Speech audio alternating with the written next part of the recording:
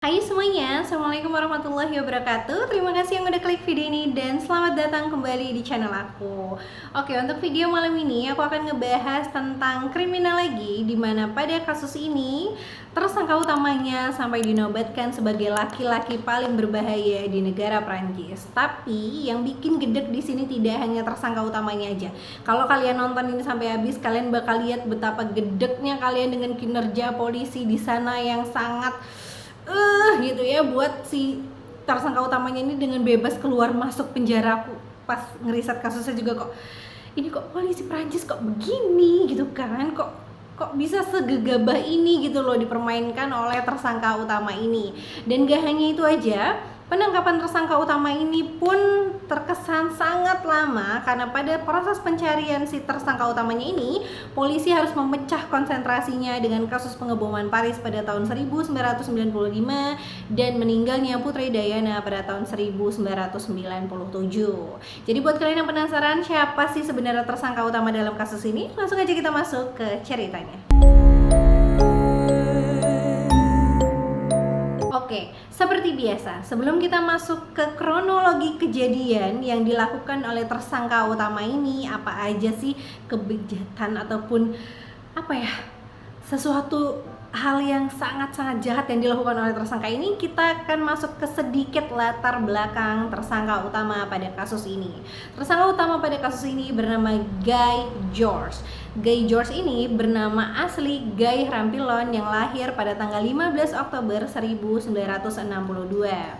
Guy, kita mulai sekarang manggilnya Guy aja ya. Guy mempunyai ibu keturunan Prancis bernama Helena Rampillon dan sang ayah keturunan Afrika Amerika bernama Georges Cartwright yang merupakan juru masak ataupun koki di pangkalan NATO. Tapi sebelum si George ini lahir ke dunia, sang ibu Helena sudah pernah mempunyai anak bernama Stefan yang usianya 3 tahun lebih tua dari Guy. Tapi Stefan ini bukan anak Helena dengan ayahnya George ya. Tapi sebelum bertemu dengan ayahnya George, Helena ini pernah hamil dengan seorang tentara Amerika berkulit putih. Catatan juga, untuk informasi juga, ayah dan ibunya Guy ini tidak pernah menikah. Jadi Guy ini merupakan anak di luar nikah. Udah nih ya, hubungan ibu dan ayahnya Guy ini tidak berlangsung baik karena beberapa tahun setelah Guy lahir, ibunya Helena memutuskan untuk pergi bersama suami barunya lagi dan membawa anaknya Stefan untuk ikut dengannya. Jadi otomatis si Guy ini tidak ada yang ngurus karena ayahnya bekerja di pangkalan NATO. Nah tadi kan si Stefan kakaknya Guy ini kan ikut sama ibunya sama suami barunya pindah ke California Utara kan. Tapi itu gak berlangsung lama ternyata, karena ibunya Helena kembali menelantarkan anaknya Stefan dan hanya ingin pergi berdua suami barunya aja ke California gitu loh. Jadi ya mau gak mau Stefan anak pertamanya ini dititipkanlah kepada kakeknya si Guy dan Stefan, yaitu ayahnya Helena tadi. Sebenarnya kakeknya Guy dan Stefan ini tahu betul kok bahwa putrinya Helena itu mempunyai 2 orang putra. Tapi dia tidak ingin menanggung aib terlalu banyak gitu loh. Karena pada masa itu memiliki anak di luar nikah merupakan aib ataupun sesuatu yang harus mereka tutupi rapat-rapat. Jadi kakeknya ini hanya ingin mengasuh Stefan saja, dan itu saja menurut dia udah merupakan aib gitu loh. Ini mau ditambah lagi ngasuh si Guy, nggak bisa, cukup Stefan aja yang jadi beban, jangan ditambah-tambah lagi gitu kan. Kasihanlah nasib si Guy ini, nggak ada yang ngurus, jadi ditelantarin gitu aja sama ibunya, kakeknya, ayahnya juga nggak tahu kerja di mana, kapan pulangnya atau segala macem ya kan. Akhirnya setelah lontang-lantung nggak tahu diurusin sama siapa, pada usia Guy yang ke-6 tahun dia diadopsi oleh satu keluarga yang bernama keluarga Mauren.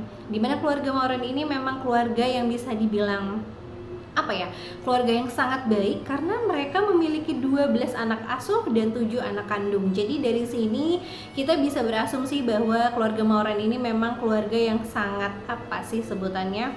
keluarga yang sangat baik, sangat empati terhadap orang-orang yang tidak mendapatkan kasih sayang orang tua, dan mereka pun mengangkat anak-anak jalanan menjadi anak asuh mereka, termasuk Guy pada saat itu.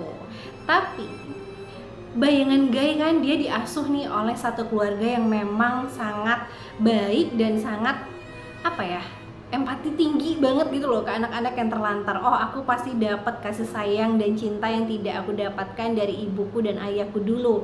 Itu dong harapannya si Guy, tapi semua itu hanya harapan dia saja, karena pada kenyataannya ketika Guy sudah berhasil diadopsi oleh keluarga Mauren, dia tidak mendapatkan kasih sayang, perhatian, cinta yang sangat dia damba-dambakan dari kedua orang tuanya dulu. Mereka memperlakukan Guy benar-benar seperti anak asuh, seperti pembantu, seperti orang asing yang hanya numpang tinggal di rumah mereka gitu loh. Karena Guy ini tumbuh di lingkungan yang keras ya, yang dia tidak pernah mendapatkan kasih sayang, dia tidak mengenal apa itu perhatian, dia tidak tahu bagaimana rasanya dicintai oleh orang tua, dia tidak mendapatkan itu semua gitu kan. Dan karena itu juga Guy tumbuh menjadi laki-laki yang sangat keras, sangat kasar, agresif, dia sangat-sangat temperamental, mudah marah, mudah emosian, mudah main tangan, pokoknya ya perilaku menyimpang lah. Dan pada usia Guy yang ke-14 tahun, perilaku nakalnya pun mulai semakin menjadi. Dia mulai berani mencuri di toko, bahkan toko keluarganya sendiri, keluarga angkatnya ya, keluarga Mauren maksudnya ya. Dan Guy pun tidak segan-segan untuk melakukan kenakalan lain seperti mengambil pisau dari dapur rumahnya dan berlari ke hutan mencari hewan-hewan dan membunuh hewan-hewan itu di dalam hutan. Anggap saja seperti rusa atau ya hewan-hewan kecil lainnya, burung dan segala macam. Dari sini aja udah kelihatan jiwa-jiwa kalian kalau yang udah hafal banget sama ciri-ciri psikopat, udahlah ya. Si Guy ini positif menunjukkan salah satu ataupun salah dua tanda-tandanya, seperti kebanyakan psikopat-psikopat lainnya yang punya masa lalu yang sama, di mana mereka tidak pernah mendapatkan kasih sayang orang tua, ditelantarkan, dan suka menyiksa binatang. Gak cuman berhenti di situ aja sih kenakalan Guy ini. Guy pada saat dia usia 14 tahun tadi pernah mencoba mencekik adik angkatnya yang bernama Rosalind, yang pada saat itu sedang mengalami sakit mental. Jadi dicekik sama si Guy, tapi untung ketahuan sama keluarganya, dilarai lah orang tua, dan Guy berjanji untuk tidak melakukannya lagi. Tapi itu semua hanya hoax ya, karena pada 2 tahun kemudian, tepatnya pada usia Guy yang ke-16 tahun, Guy kembali mencekik kakak perempuan angkatnya bernama Christine dengan sebatang besi. Tapi akhirnya juga, untungnya juga ada yang berhasil melihat kejadian itu dan dilerai. Dan karena semua kejadian menyimpang dan kelakuan nakal yang dilakukan oleh Guy ini sudah sangat keterlaluan, akhirnya keluarga Mauren memutuskan untuk tidak lagi mengadopsi Guy menjadi anak asuh mereka. Dan si Guy pun dikirim kembali ke panti asuhan negara bagian untuk dirawat di sana saja. Nah, apakah setelah dia diusir ya, tidak diadopsi lagi, tidak punya keluarga lagi, dan dikembalikan ke panti asuhan lagi, Guy ini tobat? Tidak, sayangnya tidak ada tobat di otaknya si Guy ini, karena kelakuannya malah makin kayak makin jadi kelakuan Guy ini, bener aja kayak dia malah menjadikan itu suatu pengalaman yang membuat dia merasa tertantang untuk melakukannya lebih lagi, karena pada saat dia masih berada di panti asuhan aja, Guy ini tetap mampu mencuri makanan, mencuri barang dari berbagai toko, dari berbagai orang yang dia temui di panti asuhan, ataupun ya di mana aja lah gitu loh. Bahkan ya, kejahatannya itu makin naik level lagi, di mana dia sudah berani mencuri tas seorang wanita tua yang berada di pinggir jalan mau nyebrang. Dan ketika Guy sudah berhasil mengambil tas wanita tua ini, Guy langsung mengeluarkan pisau dan menusuk wanita tua itu. Wajahnya juga kena, jadi wajah wanita tua itu barat-barat berdarah gitu ya, ditusuk pisau, gimana sih ya kan? Dan dia pun melarikan diri dengan tas si wanita tua itu. Apakah cukup sampai di situ saja? Tentu tidak. Masih banyak lagi kejahatan dan kebejatan yang dilakukan oleh Guy George yang membuat dia keluar masuk penjara. Kita masuk nih ke rentetan kejadian-kejadian ataupun aksi-aksi Guy George selama bertahun-tahun yang menyebabkan dia dicap sebagai laki-laki paling berbahaya di Prancis, khususnya Paris. Ini aku ceritain satu-satu ya, rentetan kejadian ataupun pembunuhan dan pemerkosaan yang dilakukan Guy selama kurang lebih belasan atau puluhan tahun di Prancis. Yang pertama, pada tanggal 16 November 1981, Guy memulai aksinya, yaitu mendapatkan mangsa pertama bernama Natalie berusia 18 tahun, di mana pada saat itu Guy langsung mendekap Natalie. Kok menikah? Masih belum mendekap Natalie dulu, memperkosanya dan menikamnya. Tapi untungnya walaupun sudah ditikam berkali-kali sama Guy, Natalie dengan sekuat tenaga mampu melarikan dari Guy dan bertahan hidup sampai dia menjadi salah satu korban Guy yang selamat pada kejadian ini. Terus pada tanggal 7 Juni 1982, Guy menemukan mangsa keduanya, yaitu bernama Violet. Di mana Violet ini sama template-nya. Ini aku nggak akan ngejelasin satu-satu ya, karena semua yang dilakukan Guy ini template, mendekap, memperkosa, dan mencoba membunuh mangsanya gitu kan. Tapi aku akan menceritakan yang mana yang selamat, yang mana yang sayangnya tidak selamat gitu ya. Nah, Violet ini sama aja, dia diituin juga, ditikam-tikam juga. Tapi untungnya lagi, si Violet berhasil melarikan diri dan melaporkan Guy George ke kantor polisi dan menyebabkan Guy ditangkap dengan masa tahanan 18 tahun penjara saja. Terus yang ketiga, kan tadi si Guy sempat dipenjara 18 tahun ya kan. Dia pun bebas pada tahun 1984, dan pada Februari 1984, bukannya jerah, bukannya kapok, Guy kembali melancarkan aksinya dengan melakukan hal yang sama, mendekap, memperkosa, dan menikam seorang wanita bernama Pascal yang berusia 21 tahun. Setelah diperkosa, ditikam, si Pascal ini mencoba sekuat tenaga untuk melawan George. Dia pun berhasil selamat dan Pascal pun melaporkan Guy kepada polisi dan polisi pun kembali menangkap Guy. Senang udah si Guy ketangkap lagi, pasti hukumannya nambah tinggi nih ya kan, karena kan dia udah melakukan aksinya 2-3 kali ya dong. Pasti polisi di sana punya pertimbangan untuk menahannya lebih lama. Tapi sayangnya enggak. Polisi justru tidak menahan Guy George, dan mereka hanya memberikan peringatan kepada Guy untuk tidak melakukan hal seperti itu lagi, karena kan korbannya berhasil selamat gitu ya. Guy pun hanya dijatuhi hukuman wajib lapor ke penjara setiap minggunya.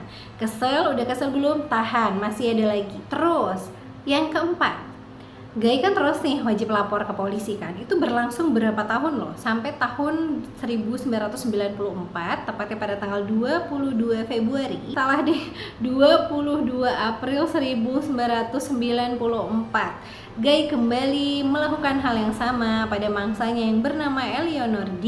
Dan pada kali ini Guy pun kembali tertangkap dengan pada saat dia sudah melakukan kejahatan dengan Eleanor ini, dia pun kembali tertangkap kepolisian di sana, berharap di penjara, tapi tidak. Aku juga nggak ngerti sumpah sama kepolisian Prancis pas baca kasus ini. Aku kayak, gimana bisa sih kepolisian Prancis membebaskan laki-laki sebahaya ini? Dia bahkan sudah dinobatkan sebagai laki-laki paling bahaya di Paris loh. Tapi Prancis dengan mudahnya, otoritas Prancis dengan gampangnya memberikan kebebasan kepada laki-laki Dajjal ini gitu kan. Buntut dari pembebasan karena kelakuan baik si Guy George ini ya, dia pun melakukan aksi percobaan pembunuhan yang kelima terhadap seorang wanita bernama Catherine Roker berusia 27 tahun. Aksi ini dilakukannya pada tanggal 7 Januari 1994, di mana Guy mengikuti Catherine yang saat itu baru pulang bekerja, membututinya sampai ke tempat sepi, menodongkan pistol, memperkosanya, dan menikam Catherine tanpa ampun sampai akhirnya Catherine harus meregang nyawa pada malam itu di tangan laki-laki bejat ini. Coba kalau kepolisian Prancis pada saat itu tidak membebaskan monster ini ya kan, pasti tidak ada korban yang sampai kehilangan nyawa, dan Catherine adalah korban pertama yang harus kehilangan nyawanya di tangan monster yang dajjal ini. Terus apa dia udah merasa puas nih karena dia sudah berhasil membunuh salah satu wanita mangsanya itu?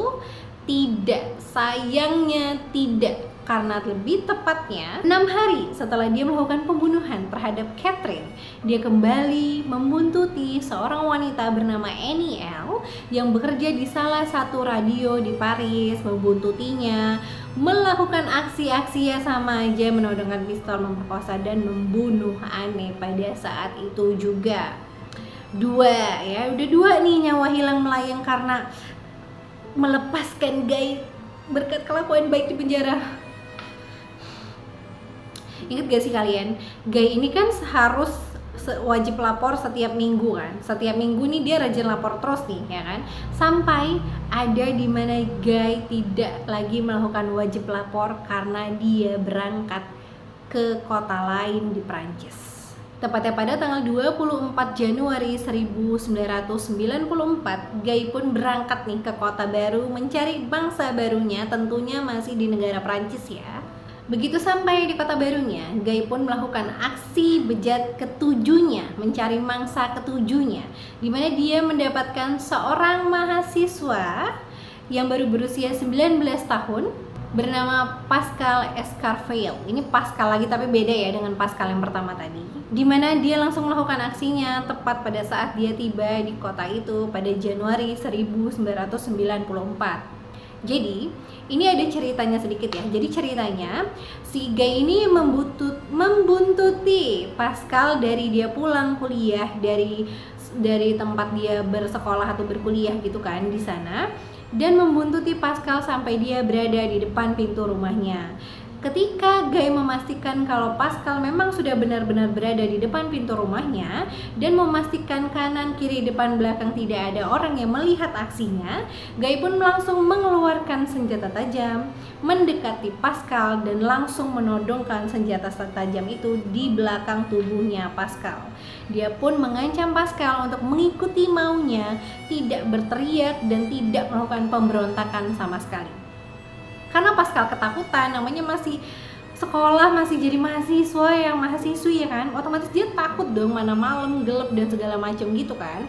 Akhirnya mau tidak mau Pascal pun mengikutilah kemauan Guy untuk ikut dengan dia ke dalam mobilnya. Sampainya di dalam mobil, ya kalian udah tahu lah apa yang dilakukan oleh Guy ya kan. Dia pun memperkosa si Pascal yang pada saat itu masih berusia 19 tahun, sangat ketakutan dengan aksi yang Guy lakukan. Dan setelah itu tidak menunggu babi bu lagi, si Guy setelah dia sudah puas nih melampiaskan segala hasrat dan nafsunya itu ya, Guy langsung menggorok leher Pascal yang membuat Pascal meninggal dunia pada saat itu juga.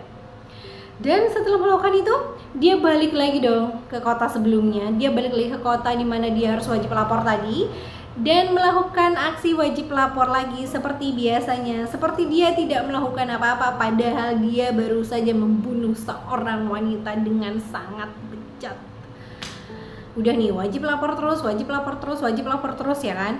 Nah udah kayak gitu, setelah bertahun-tahun si Guy ini melaksanakan wajib lapornya ke kantor polisi, dia pun dinyatakan bebas, benar-benar bebas, tanpa syarat apapun, tanpa wajib lapor apapun. Dan ketika dia benar-benar bebas itu, Guy memutuskan untuk tidak melakukan aksinya. Dia sudah tidak ingin lagi melakukan aksinya. Oh bagus dong kalau gitu, tunggu dulu.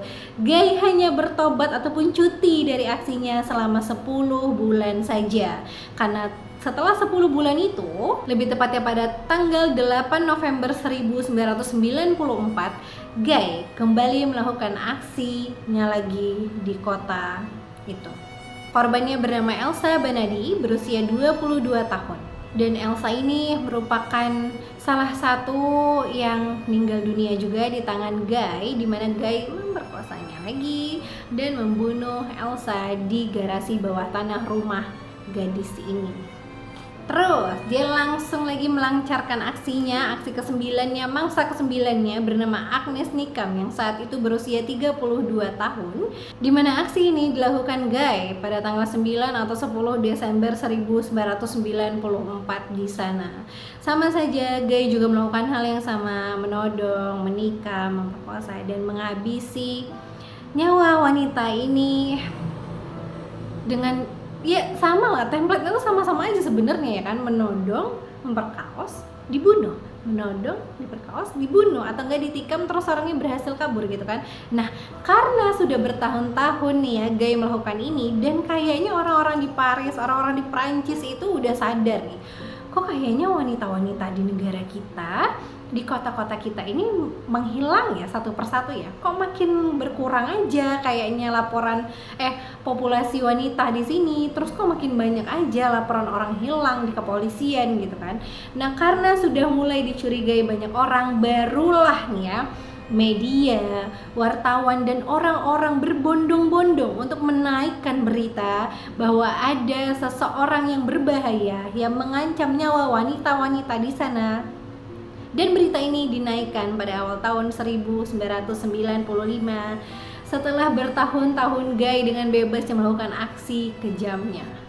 Terus aksi ke-10-nya pada Juni 1995, padahal udah naik nih ya berita gencar-gencarnya mereka mencari siapa sebenarnya yang menyebabkan menghilangnya wanita-wanita di sana, tapi itu tidak memberhentikan langkah Guy untuk melakukan aksi bejatnya. Terbukti dia kembali lagi menyakiti dan memerkosa wanita bernama Elizabeth Ortega di flat milik si Elizabeth ini. Jadi udah dibekap, tadi aku dekap kan peluk ya, jadi bekap maksudnya salah, sorry, bekap, terus diperkosa ya kan, terus mau ditikam, tapi untungnya lagi Elizabeth berhasil melarikan diri berkat usahanya lewat jendela yang ada di flatnya. Dan setelah itu Elizabeth melaporkan kejadian yang dia alami ke kantor polisi, tapi sayangnya pada saat itu Elizabeth tidak berhasil memberitahu polisi tentang bagaimana ciri-ciri jelas pelaku yang sudah melecehkan ataupun mencoba melakukan pembunuhan terhadapnya. Dan karena itu Guy pun belum bisa ditangkap, walaupun pada akhirnya setelah 2 tahun kemudian ketika Guy berhasil ditangkap dan diidentifikasi, polisi pun memanggil Elizabeth Ortega lagi ke kantor polisi dan memberikan foto Guy apakah ini pelakunya, dan Elizabeth Ortega pun menjawab, iya, dialah yang sudah ingin melecehkan saya dan melakukan percobaan bunuh diri kepada saya. Tapi telat Bapak, telat semuanya, terlambat ya kan, karena sebelum Guy ditangkap dia pun sudah melakukan aksi yang ke-11 di mana dia mulai lagi mencari mangsa baru pada 8 Juli 1995. Mangsa barunya ini merupakan wanita berumur 27 tahun asal Belanda yang bernama Helena Franklin. Terus ya, ini karena aku gemes banget sama kepolisian Prancis karena lambatnya mereka bergerak untuk mencari siapa laki-laki bejat ini ya. Helena pada malam itu dia pulang kerja, dia pun diperkosa lagi sama si Guy dan dibunuh dengan sangat keji sama si Guy ini. Dan kalian tahu, Helena ketika jasadnya ditemukan oleh polisi tidak melakukan apapun dengan jasadnya, tidak memeriksanya, tidak mengidentifikasi apa yang sudah terjadinya, malah terjadi padanya, malah ya polisi melakukan otopsi dan identifikasi kepada jasad Helena Franklin tepat 25 bulan setelah dia meninggal dunia. Coba kalian pikir kenapa polisi nunggu 2 tahun banget untuk mengotopsi si Helena ini ya kan? Kayak polisi Prancis kayak terus apa udah selesai belum? Dia melakukan aksi ke-12-nya di mana pada tanggal 25 Agustus 1995 Guy berhasil menyerang seorang wanita bernama Melanie B. Dan untungnya Melanie B berhasil melarikan diri dari maut yang diberikan oleh Guy.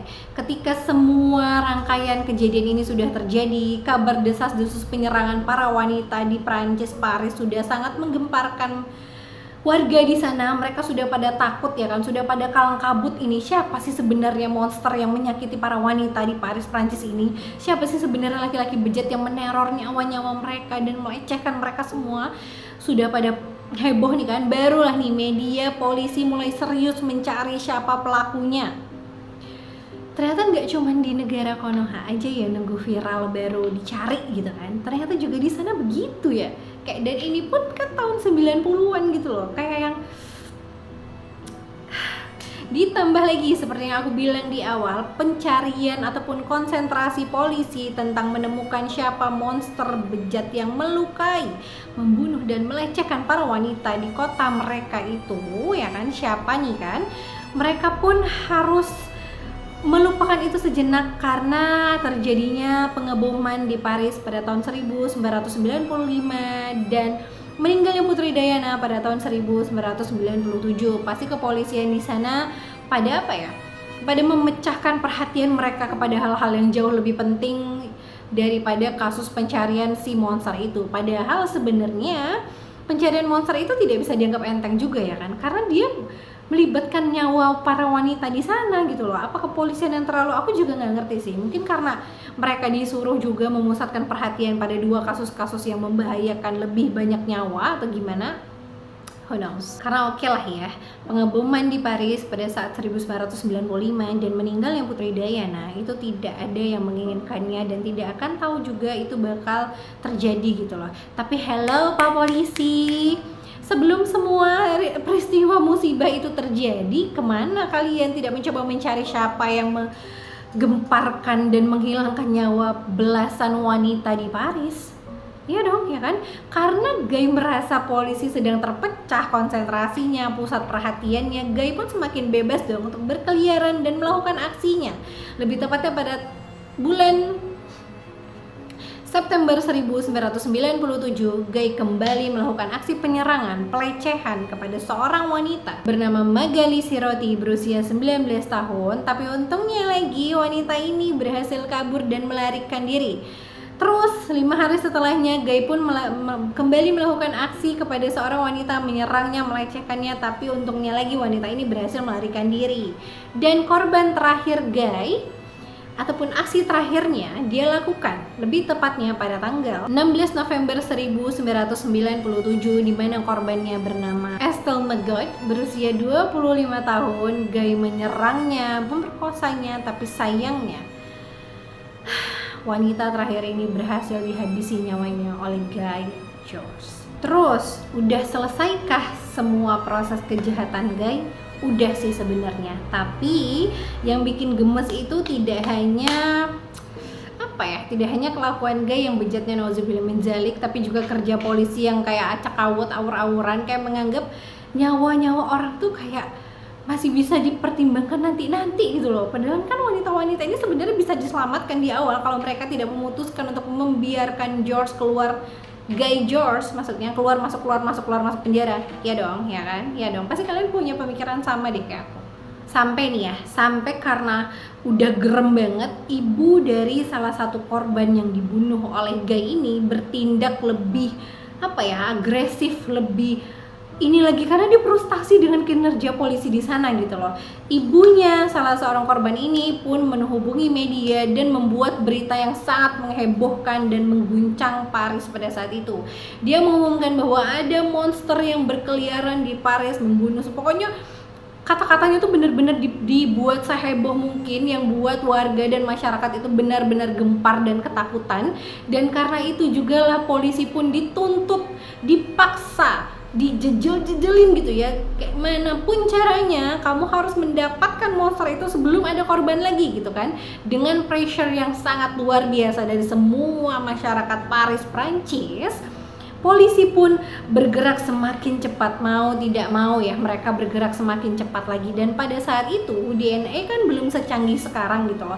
Mereka gagal nih mengidentifikasi berbagai macam DNA dan menemukan kecocokan satu sama lain. Tapi aku nggak tahu nih ya, setelah berbulan-bulan mereka mencoba, akhirnya pada Maret 1998 kepolisian Prancis pun berhasil mendapatkan kecocokan DNA yang ada pada tubuh korban-korban yang meninggal dunia dengan DNA Guy George. Aku juga kurang ngerti sih gimana cara mereka dapetin DNA-nya si Guy. Entah dulu karena mereka punya database Guy pernah di polisi kali kan. Dia kan pernah bolak-balik penjara kan. Mungkin karena itu juga kali ya. Karena tidak ada jelasan tidak ada berita terperinci tentang bagaimana cara kepolisian di sana mendapatkan DNA-nya si Guy. Dan oleh kecocokan itu, Guy pun tentu saja dinyatakan sebagai tersangka utama dalam semua kasus yang menimpa para wanita, khususnya di Paris, Prancis. Akhirnya setelah seluruh bukti DNA dia cocok dengan semua DNA yang ditemukan di tubuh korban-korban itu, mau tidak mau Guy pun mengakui atas terbunuhnya 7 wanita itu. Tapi Guy sempat melarikan diri. Untungnya polisi berhasil menangkapnya kembali dan melakukan pengadilan gitu loh kepada si Guy George.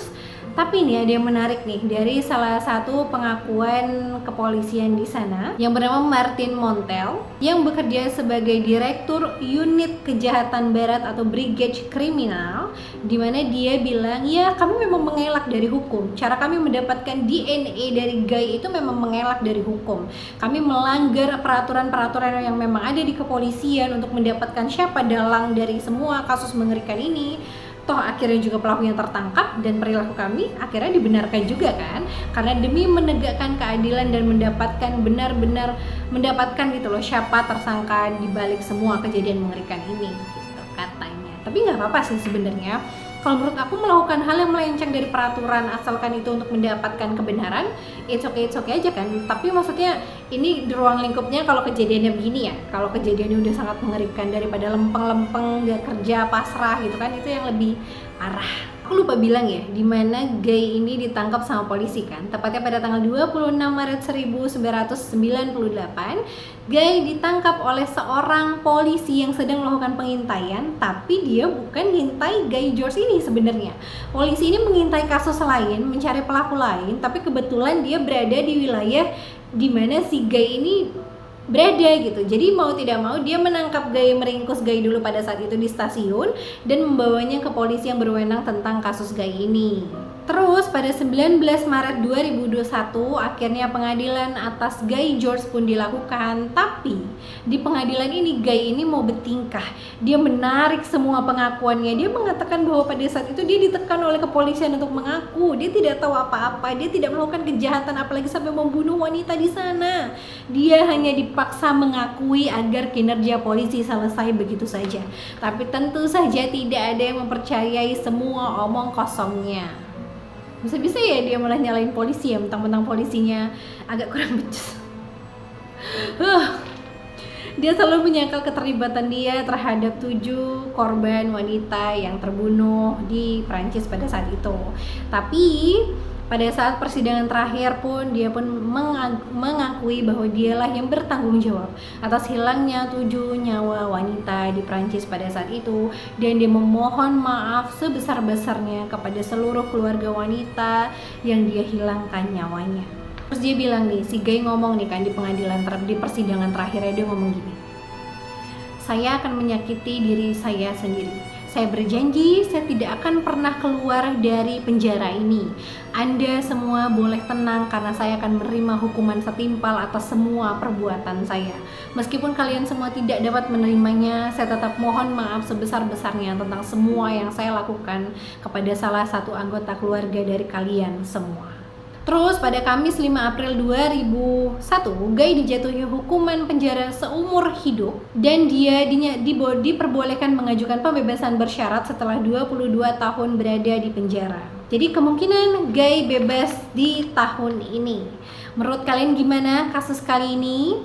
Pusing ruwet ya, aku emosi dengan kepolisiannya. Aku emosi pertama sama si Guy-nya, tapi lama-lama polisi Prancis, polisi Paris kok kerjanya begitu, kayak gitu loh, kayak nganggep orang berkelakuan baik dikeluarin, oke gitu aja, enak banget ya begitu ya. Kalau misalnya begitu habis bunuh orang berkelakuan baik dibebasin gitu kan.